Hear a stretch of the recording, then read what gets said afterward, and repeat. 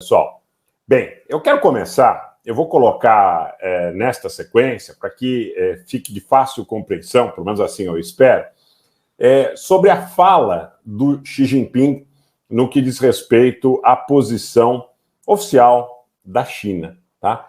Então é uma situação muito relevante, muito importante para a gente entender exatamente o que ele quis dizer, exatamente o que propõe a China, exatamente o que significa esse avanço na direção desta aliança cada vez mais, vamos dizer assim, profunda e estreita entre a China e a Rússia. Bom, o presidente Xi e o presidente Putin assinaram dois comunicados oficiais falando sobre o aprofundamento, vamos chamar assim, de uma estratégia compreensiva, de uma união estratégica e de uma coordenação econômica também buscando aí um alvo mais objetivo até o ano de 2030, tá? Bom, a fala do Xi, tá? Tem muita gente aí que está muito ansiosa em relação àquela fala do Xi sobre qual é a proposta de paz da China, afinal. Há muita polêmica em relação a isso. Vavá, muito obrigado. Elígio, muito obrigado. Um abraço a você especial. Obrigado pela presença.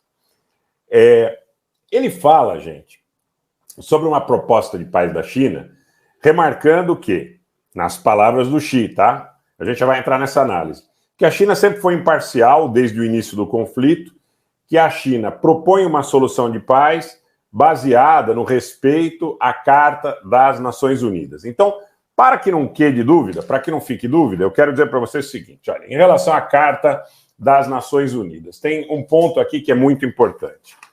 O pessoal está falando aí sobre a questão da integridade territorial. Eu já expliquei para vocês que a integridade territorial e a autodeterminação não são aspectos hierarquicamente concebidos.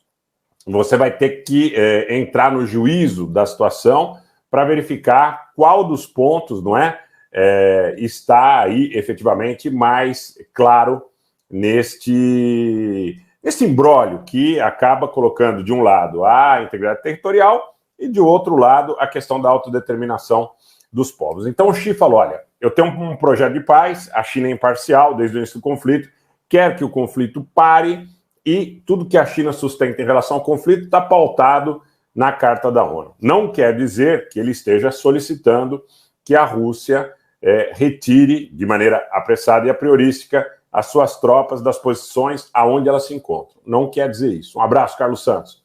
Vamos verificar se haverá ou não possibilidade. É cedo ainda para dizer. Bem, isto posto, tá?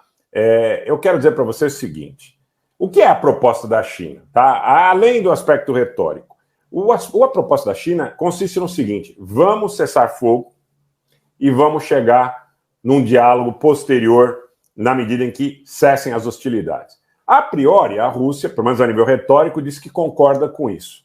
Agora, vamos aí à reação dos Estados Unidos. Então, o porta-voz do Conselho de Segurança Nacional, o John Kirby, nos Estados Unidos, disse o seguinte, abre aspas, não acho que se possa considerar a China imparcial de forma alguma.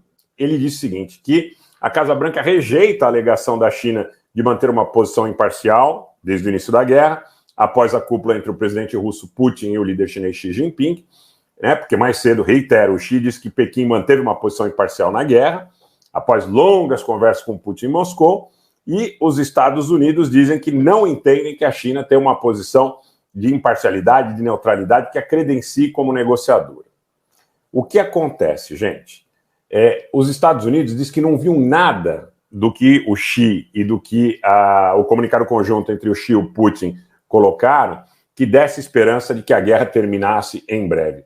Porque qual que é a posição dos Estados Unidos? A posição dos Estados Unidos é a seguinte.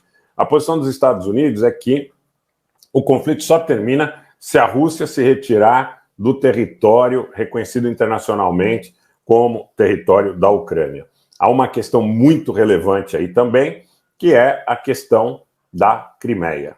Tá? A coisa não para no Donbas, a coisa não para em Kherson, em Zaporídia, a coisa também versaria sobre a questão da Crimeia, cuja importância estratégica para a Rússia é conhecida de todos vocês e vem desde muito antes, inclusive, de todo esse cenário de 24 de fevereiro do ano passado.